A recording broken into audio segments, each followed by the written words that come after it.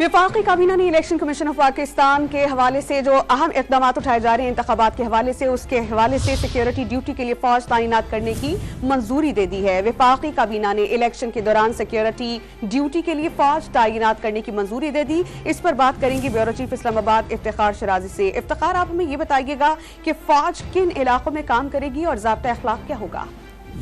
देखें जी, आज वजारत दाखिला ने जो समरी भिजवाई थी उसमें ये जो सिविल इंतजामिया की मदद के लिए फौज को भी एक तरह से तैनात करने की मंजूरी देने के लिए सिफारिश की गई थी।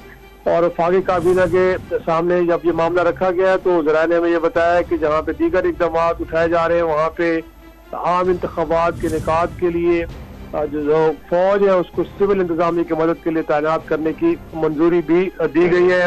और यकीनी तौर पर जो हसास इलाके हैं वहाँ पे क्विक रिस्पांस फोर्स के तौर पे ये फराइज अंजाम देगी फोर्स।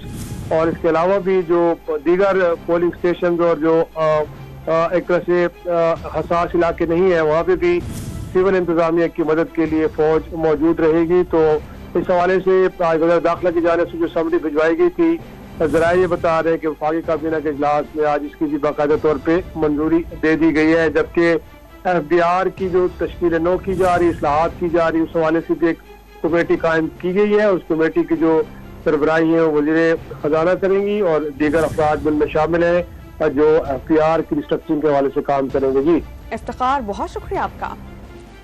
इफ्तिखार शराजी हमें अपडेट कर रहे थे कि इलेक्शन के हवाले से वफाकी काबीना ने सिक्योरिटी ड्यूटी के लिए फौज तैनात करने की मंजूरी दे दी है। फौज सिविल तैनात की मदद के लिए तैनात की जाएगी और हसास इलाकों में क्विक रिस्पांस फोर्स के तौर पर काम करेगी।